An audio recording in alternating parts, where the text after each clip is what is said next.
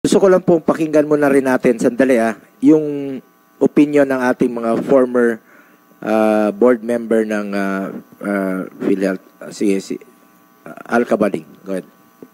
Good afternoon to all. Actually, I just flew in. I was looking around. Maybe I was the one who arrived here early.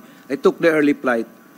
A lot of this, what we're talking about, especially Tulfo and si JB, Senator JB, natumbok nyo naman yung lack of information, and I could reduce it to incompetence. Sir, ba't parang Tulfo lang tawag sa akin? Parang bastos ka ata. Sorry, sir.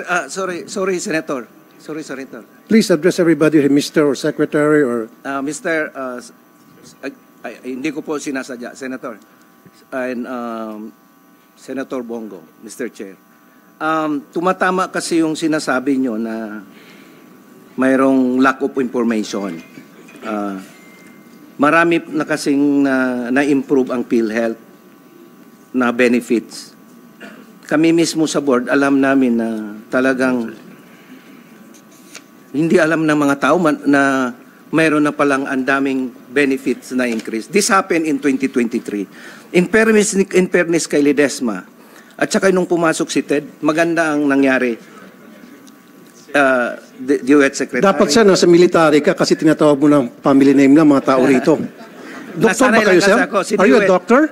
Nasanay lang kasi ako kay Secretary. Galing ka ba sa military? No, nasanay lang kasi ako kay teacher ka ba, sir? Please po. respect people here. I'm sorry, I don't mean it though. Huwag mo lang tawagin ng mga family name yung mga tao rito, family name basis. I'm sorry. Galangin mo, sir, mag-Mr. ka sa mga tao rito. Secretary, Director. Yeah, okay? I don't actually mean it, Mr. Thank you, sir. Mr. Thank you, sir. Senator and Thank you. Rapi Tulfo, Senator Rapi Tulfo and Senator Bongo.